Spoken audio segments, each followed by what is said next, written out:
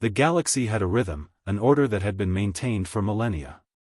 Great powers rose and fell, empires clashed, treaties signed, and starfaring civilizations debated their futures within the colossal domes of the Galactic Council.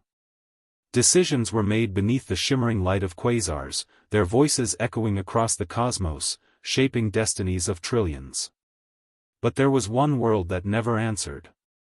Earth. Its coordinates had been known for centuries. Its first transmissions, crude and messy, music, speeches, wars broadcast into the stars, had reached the Council long ago. Yet when the invitations arrived, Earth sent no delegates. No ambassadors ever came to the summits. No fleets arrived to participate in defense pacts or trade agreements. The planet simply remained silent. To the Council, it was an insult. To others, it was arrogance. For decades, voices were raised in anger. This primitive world believes it is above us? They called Earth a backwater planet, a stubborn anomaly clinging to its isolation. Envoys were dispatched, probes launched, even subtle threats sent across space, but the result was always the same. Silence. Until one night. The Council convened in the rings of Tarvan, a station so large it eclipsed a gas giant, its spires glowing like shards of crystal against the void. Representatives of 100 species gathered, tension high.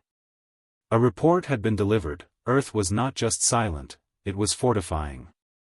Surveillance drones caught glimpses of titanic structures in orbit, flashes of engines in the dark. And then came the final image, an armada, shadows of colossal ships rising like phantoms around the planet. No one wanted to believe it. The chairman of the Council, a towering Cerathian draped in silver robes, addressed the chamber with a tremor in his voice. Earth has ignored us for centuries. Now they answer, not with words, not with diplomacy, but with a fleet. 1,000 warships, surrounding their world. The chamber erupted in chaos. Some laughed at the absurdity. Others whispered of ancient legends, that humanity was not a new race, but one that had been preparing for something none could comprehend. Far away, on the pale blue world itself, Earth's skies had changed. Low orbit was no longer silent. Warships drifted like titans above the atmosphere, each bristling with weapons, their hulls painted with the insignias of United Nations. They were not clumsy constructs of a divided species anymore. Humanity had forged something unthinkable, a singular fleet born from unity. Commander Elias Kalen stood within the command bridge of the dreadnought Vigilant Dawn. The glass stretched across the chamber revealed Earth below, its oceans gleaming, its continents lit by the golden threads of civilization.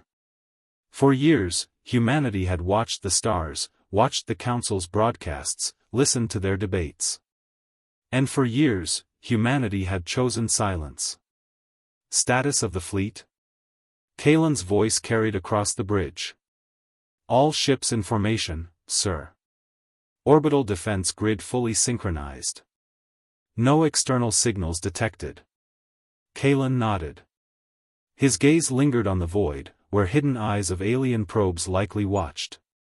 They would be transmitting this image back to their masters even now. Humanity's secret was no longer hidden. But this was not a show of defiance. Not entirely. It was survival. For decades, intelligence agencies had intercepted fragments, encrypted transmissions not meant for human ears. Plans of conquest. Schemes to partition Earth's resources. To the Council, Earth had been a prize ripe for the taking, too divided, too primitive to resist. But they had made one miscalculation. They believed silence meant weakness. They did not understand what silence truly meant for humanity. It meant patience. It meant unity forged in secret. It meant preparation. In the Council chamber, panic rippled like a storm. Ambassadors slammed their claws, tendrils, or fists against the polished crystal tables. This cannot be allowed, snarled the Zareth delegate, his voice shrill. 1,000 warships around a single planet is not defense, it is provocation. They dare mock our authority, growled another, mandibles clattering. We should mobilize fleets at once. Teach these primitives their place. Yet amid the fury, a smaller voice spoke. The Ketheri envoy, an ancient being with translucent skin that shimmered faintly with inner light, raised a delicate hand. Or perhaps, she whispered, we should ask ourselves why they chose this moment. Why now? 1,000 warships do not build themselves overnight. Earth has been silent because it was not ready to speak. And now, perhaps it has something to say. Her words silenced the chamber. The realization settled over them like cold stone. Humanity had not ignored the galaxy out of arrogance. It had ignored it because it was building something in the shadows. And now, the shadows had given way to fire. Back aboard the Vigilant Dawn, Commander Kalen stood before the fleet's assembled captains on a secure holochannel. Their faces, hardened by years of secrecy, flickered in pale light. Today, Kalen began, his voice steady, the galaxy sees us for what we are. For too long, they dismissed us. For too long, they thought our silence was weakness. But today, they understand the truth, Earth does not bow. Earth does not beg. And Earth does not need their council to decide its fate. The captains bowed their heads. Not in defiance of others, but in unity with their own. Above them, the 1,000 warships shimmered against the void, forming a shield no one expected. Humanity had spoken at last. Not with words. Not with treaties. But with steel, fire, and silence turned into power. And beyond the stars, the galaxy trembled at the answer. The galaxy had always believed humanity's silence was born of arrogance. But now, as the image of 1,000 human warships burned across every interstellar broadcast, silence turned to fear. In the chambers of the Galactic Council, voices crashed like waves against jagged stone. Holographic projections of delegates flared in hues of green, violet, and silver, each species clamoring to be heard. The once orderly debates had devolved into chaos. They are preparing for war, screamed the Ithrak overlord, his scaled face contorting with fury. No civilization builds such an armada without intent to strike. They have ignored our summons, insulted our unity, now they seek to challenge us. Challenge? Hissed the crystalline Aelvari, her body pulsing with inner light. Look at them. They are one world, one system. And yet they marshal more warships than most empires command across 50 star systems. This is not arrogance, this is preparation. The question is, what for? No answer came. Only uneasy silence. For centuries, the Council had prided itself on control. But the revelation of Earth's fleet had shaken the foundation of that control.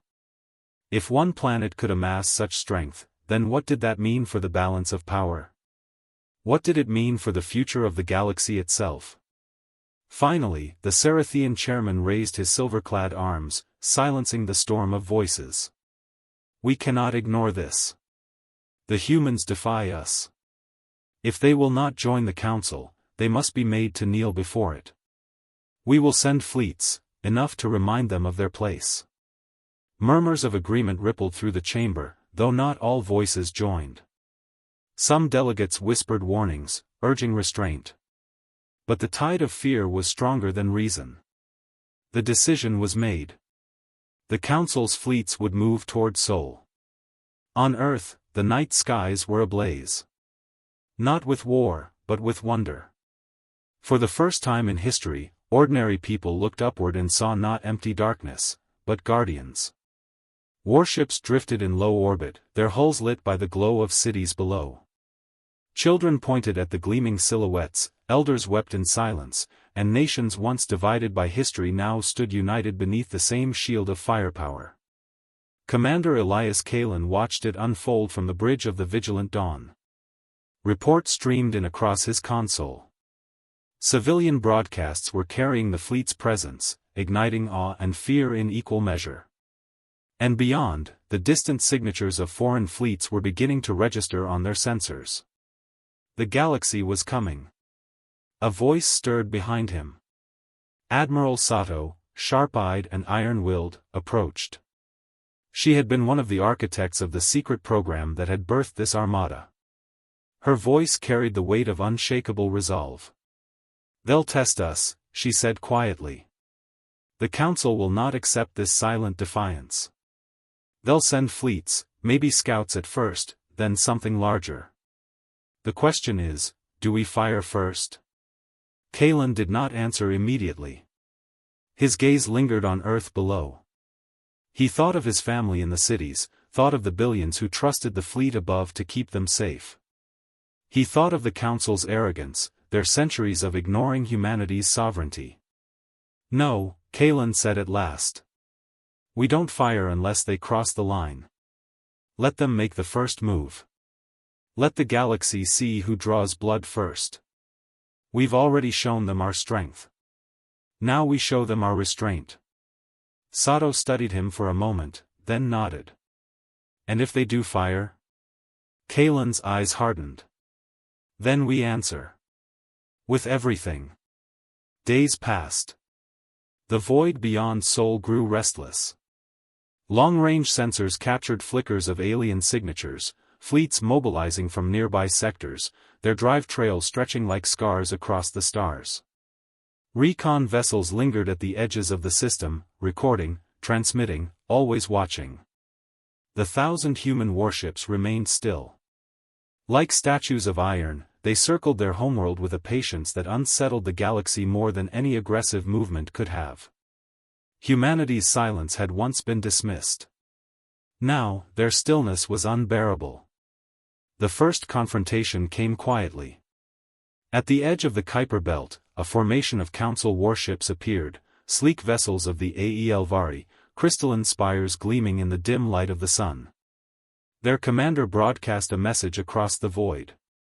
"This is the Council fleet. Humanity, you are ordered to disband your armada and submit your vessels for inspection. Failure to comply will be considered an act of war." The message echoed through the human fleet. Kalen listened in silence, then dismissed the transmission. No reply was sent. Instead, he issued a single order. "Hold position. Lock weapons. Do not fire unless fired upon." The alien ships lingered for hours. They scanned, they threatened, they postured. But the 1,000 warships of Earth did not move. Finally, the Council fleet withdrew, shaken not by aggression, but by humanity's terrifying calm. In the Council chambers, reports of the encounter sent ripples through the delegates. "They didn't even answer," one cried. "No response. No surrender. Nothing. They simply stood their ground." The realization settled over them like a shadow. Humanity was not posturing. Humanity was not negotiating. Humanity was simply waiting. And that was far more dangerous than any declaration of war. Back aboard the Vigilant Dawn, Kalen stood once more before his captains.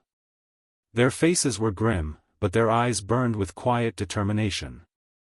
"We are surrounded by enemies who fear what we have become," Kalen told them. "They expect us to lash out. They expect us to strike first. But we will not give them that excuse. We are not here to conquer, we are here to endure. Let the galaxy bring its fleets. Let them circle us like predators. We are the storm they cannot break." The captains bowed their heads. Around them, the 1,000 warships continued their endless vigil, their engines casting faint halos of light across the night. And in the distance, growing closer with every passing day, came the thunder of approaching fleets. The galaxy was gathering its storm. And Earth stood ready to face it. The silence ended with fire. The void beyond Neptune split with the arrival of the Council's war fleets, hundreds of vessels flashing into real space, their hulls gleaming like shards of starlight. They came in waves, each fleet a different color, a different design, angular cruisers of the Sarathians, living bioships of the Zereth, crystalline carriers of the HFY. Together, they numbered more than 500 strong.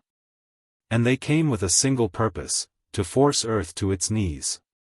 The broadcasts rang out across the system. Demands of surrender. Threats of annihilation. They warned humanity that defiance meant destruction. But the 1,000 human warships did not move. They hung in perfect formation around Earth, silent, patient, weapons primed but dormant. Their unity was more terrifying than the arrival of the fleets themselves. A species known for chaos and division now stood as one. On the bridge of the Vigilant Dawn, Commander Elias Kalen stared at the tactical display. Red icons bloomed across the void as Council fleets pushed inward. He felt the weight of billions pressing against his shoulders, the gravity of history balanced on the edge of a single choice. Admiral Sato's voice cut through the silence. "They're testing our resolve. If we hold, they'll fire. They can't allow us to remain like this. Too many are watching." Kalen knew she was right. The galaxy was watching. Every system with a transmitter, every species with an eye to the stars, they all waited to see whether humanity would bow or bleed. And then, the first shot came. A Cerathian cruiser, bristling with cannons, fired a beam of searing plasma across the dark. It lanced toward a human frigate guarding the outer line. The frigate did not fall. Its shields flared, absorbed the blow, and then, on Kalen's silent command, it answered. A single railgun round, accelerated to a fraction of light speed, tore across the void. The Cerathian cruiser never had time to scream. It vanished in a blossom of fire. The galaxy shuddered. The war had begun. The void erupted into chaos. Council ships surged forward, unleashing torrents of energy, missiles, and living projectiles. Humanity's fleet answered in perfect unison. Thousands of cannons roared as one, the blackness between stars lit with streaks of fire. Dreadnoughts anchored the line, carriers unleashed swarms of drones, destroyers danced like knives through the storm. The aliens had expected disarray. They found precision. Kalen's voice carried across the fleet. "Hold the line. Do not break formation. Remember what we fight for. Not conquest, not glory. We fight for home." And humanity held. One council fleet after another broke against Earth's shield. For every human ship lost, 5 alien warships fell. Still, the tide was immense. Numbers pressed harder, waves crashing against steel. The outcome was uncertain. On Earth's surface, billions watched the skies glow faintly with the distant war. Cities gathered in silence around screens, hearts pounding with dread and pride. Never before had humanity been so united. And never before had they stood so close to annihilation. Then, amid the chaos, Kalen received the signal. A secure transmission, encrypted so deeply it had been buried beneath layers of secrecy for decades. Only the highest command had known of its existence. Sato read it, her face pale with the weight of revelation. She looked at Kalen, her voice trembling. "They're here." Kalen's blood ran cold. Not the council fleets. Not the enemies at their gates. But the others. For years, hidden deep in intercepted transmissions, humanity had discovered fragments, warnings the council had tried to bury. Whispers of a darkness beyond the galactic rim. A species not of diplomacy or conquest, but of extinction. The Silent Swarm. A force that consumed stars, stripped worlds, erased civilizations. The council had known. They had debated. But they had never acted. That was why Earth had been silent. Not out of arrogance. Not out of defiance. But because they had been preparing for the storm to come. And now, that storm was near. Kalen opened a system-wide channel. His voice carried not just to the human fleet, but to the alien warships pressing forward, to every vessel listening across the stars. "This is Commander Elias Kalen of Earth. You think we built this fleet for you? You think we surrounded our world in steel to defy your counsel. But you are wrong. His voice was iron. His words burned with truth. We built this armada because we listened. We heard what you tried to hide. We know of the swarm that devours galaxies. We know it is coming. And when it arrives, there will be no council. No Sarathians, no Aelvari, no Zareth. Only ashes. Only silence. The battle paused. Even amid the fire and death, transmissions crackled with disbelief, with fear. Kalen pressed on. You call us defiant. You call us arrogant. But we are the shield you could not build, the wall you could not raise. 1,000 warships, forged not to conquer, but to endure. If you continue this war, you will bleed yourselves dry before the true enemy comes. And when it does, nothing will remain. The channel went silent. The council fleets hesitated. Commanders whispered. Delegates shouted across their links. The unity that had driven them forward cracked under the weight of revelation. Some refused to believe. Others already did. And then, slowly, the fleets began to fall back. Not all at once, but enough. Enough to show that humanity's words had struck deeper than any weapon. Hours later, the void was quiet again. The surviving council fleets retreated, broken not by annihilation, but by truth. Humanity's 1,000 warships still circled Earth, battered but unbowed, their vigilance unshaken. On the bridge of the vigilant dawn, Kalen stood in silence. Sato approached, her eyes weary but resolute. You've changed the galaxy, she said softly. They'll never see us the same again. Kalen's gaze drifted to the stars beyond, where the true enemy lurked in the shadows of the void. No, he said quietly. We didn't change the galaxy. We just reminded it of what's coming. The council ignored the storm. We will not. When the swarm arrives, humanity will be ready. And with that, the 1,000 warships of Earth resumed their eternal vigil, a wall of steel against the dark. Not conquerors. Not subjects. But guardians of a world that had answered the galaxy at last. With silence, with fire, and with a promise carved into the stars.